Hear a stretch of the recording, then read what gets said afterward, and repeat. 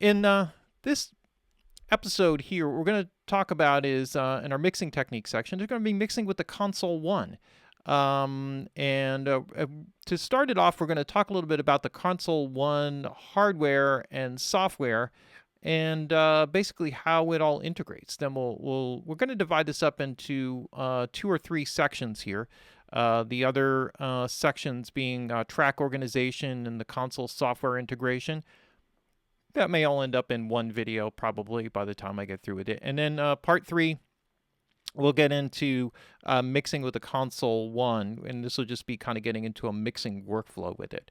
So this is kind of an interesting thing. If you're not familiar with the Console 1, then this is what it looks like. It's an actual hardware unit, and it's very well built.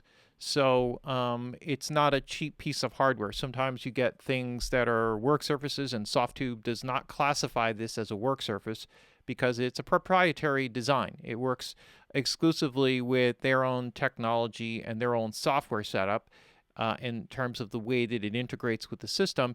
And while it is meant to at some point integrate the use of other companies' plugins, it's that will be, I guess, measured by the success of the Console 1. The more successful it is, the more people will want to buy in.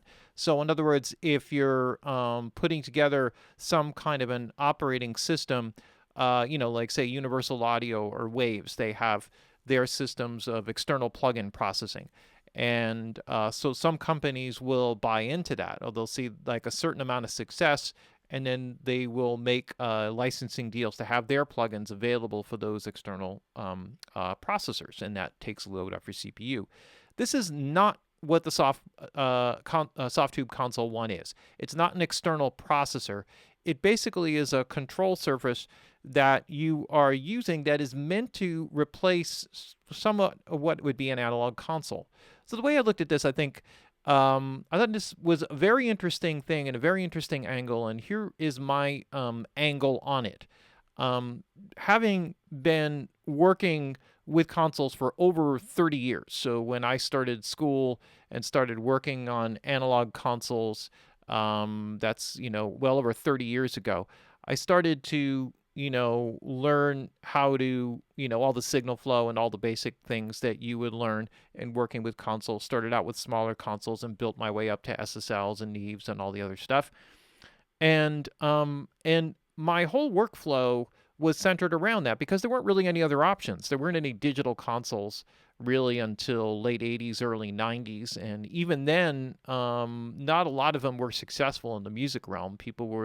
Engineers were really so heavily invested in the sonic characteristics of analog that going digital was a bit foreign. It was foreign because with analog, there was an art to it. Like every piece of gear had kind of a sweet spot that engineers would find years or spend years trying to find. And so what we've had since the sort of migration to digital over the 90s and into the 2000s, into the DAW world, or really most heavily into the computer-driven digital world, what we find now is this kind of place where we're integrating analog emulations into our DAW systems. But one of the things that is always missing is the tactile approach to everything. And while many companies make work surfaces, they always leave you wanting more. That's always been my take on working with work surfaces. And I've worked with icons and all euphonics, all different kinds of systems, SSL, and I've always felt like this, you had to kind of work with that a while and get used to the nature of it. One of the problems when you work or are constantly going along with work surfaces and things like that is that you have to define what the knobs and functions are. And so what happens is that series of knobs, their function is always changing. And as a result, it's like, okay, well, right now this is a frequency knob, but it could be a gain knob, and it could be a pan knob, and it could also be, the distortion or overdrive knob on a different plugin. And while there's a cool aspect to that, the problem with me is that it takes away this sense of having like something tactile where without even looking almost you can reach your hand out to a certain place on the console and you know exactly what you're getting. And I'm not sure if I'm describing this really well, but imagine yourself in front of a big analog console, and as you're working, every channel strip is identical to the one next to it. And so as you go across left to right from the console, in any horizontal row of knobs would be, frequency knobs or gain knobs. The color caps would be the same. The positioning would be the same. The buttons are the same on every channel strip, and you get this uniformity. So what ends up happening is that you develop a synergy in working with the console, in that when you want a compressor, you go to the compressor and you adjust the knobs and you know exactly what the settings are, and you just dive right into it. And the same with the equalization. And what I found was that over the years of using particular consoles, you could become incredibly fast at mixing. I can mix still to this day so much faster on an SSL console than I can on any DAW. And I find working exclusively with a mouse or a trackpad very restrictive. On that end, I've also auditioned and worked with a lot of work surfaces. And while I've found them helpful, in particular for the fader banks, and primarily I have an artist mix that I use for faders and working with faders. A bank of 8, that's all I kind of need. I can't really get any more digits than that on all the faders. And practically, you got 10 digits, you can grab 10 faders, but you can't really move them all, or I can't. Maybe somebody else can with crazy hands. Independently and really do anything practical. So the 8 faders is plenty for me and fits nicely on my desk, doesn't take up a lot of space, and I kind of work with that. But beyond the levels and panning, solo mute kind of basic functions, I pretty much mouse my way through all the plugins, because in setting it up and integrating that, it seems to take more time and it ruins the flow of what I'm doing. So this is where I think the Console 1 kind of holds a unique place, in that it's not a work surface in the sense that the knobs are not programmable. They sort of are meant to house Softube plugins, at least to this point, and the knobs always maintain their same function across the board. And so what you'll see is you have this hardware unit, which roughly, if I'm not going to do metric here. I'm sorry for you guys in terms of the metric, but I would say roughly it's about 1.5 feet wide. So that would be a little bit less than half a meter, I guess. And then I would say something along the lines of 8 or 9 inches in terms of this way. So like a 1.5 feet, or about a little less than half a meter this way, up and down about 9 inches. Which would be, I'm not even going to get into that in metric. You can figure that out from that. And it raises up. It's sort of slightly angled. So the top end is up a little bit higher. So it's angled up and sort of facing toward you. So this section is a little bit closer to the tabletop. This is raising up a little bit more. So as you look at it, you kind of look down on the console. Not so much like this, because this would be more of a like looking directly above kind of angle. But that's the basic idea.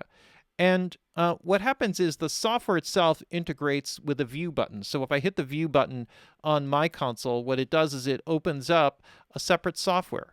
And this software is basically what they call their Console 1 on-screen display. And it's in the applications folder. And so what this does is it basically integrates the Console 1 with the actual DAW that you're using. Okay, so when I click on that view button and turn it off, then basically that's what happens. And so what I have here is tracks that, so I can assign plugins to individual tracks, and then those plugins map here. So I can switch from any track here just by going, I got 1 through 20, 21 through 40, and I can keep going there, and I could get to them with the page up and down buttons. So what we have is a real simple basic setup. We have an input gain control, so you could see the input gain metering here, high cut or low cut filters. We can assign them to the compressor side chain. We can apply a phase invert, etc. We can store presets and things like that. In this section, we have a shape, which is like a gate, but it also employs some of the other Softube plugins, and I'll kind of show you how this works. We have an EQ section. So you'll notice here that with these things, it's like the bottom row is always gain control. The middle knobs are always frequency. And on the bands here where we have options, we can do bell or shelf or cut. And then we also have parametric bands. Here, we can turn the EQ on and off right here from the button. Same with the compressor. Ratio, attack, release, threshold, and a parallel compression control, which is kind of unique. So it gives you sort of a wet-dry setting. On the output, we also have some interesting things here, a drive function. So when you purchase the Console 1, you automatically get the E-Series console, which they've emulated. And so this drive control would be the equivalent of overdriving the electronics of the channel strip. And you could have a drive character, which adds to the characteristic nature of it. And so we'll kind of play with that a little bit. There's a solo and mute for each track. You have a pan balance control, and then you have a volume control. And this works not as a volume like monitor control, because if you actually look at the unit itself, the only connector on the back of this thing is a USB connector, and that's how it connects to your computer. And so the hardware and the way that it integrates is pretty straightforward. So what ends up happening is that when I hit this button, I now have this software, and then all the functions and equalization and different things will just kind of show up. And so we'll kind of get into that in a second. So when we actually get to the basic setup of this, and let me just see here if that's maybe this is like a good yeah, okay, so let's wrap up this Console 1 Part 1 section just to kind of give you a basic idea of what this is about. So it's a hardware piece, but the functions of the knobs are fixed, and then we'll get into some of the way that the software and how it integrates into the DAW.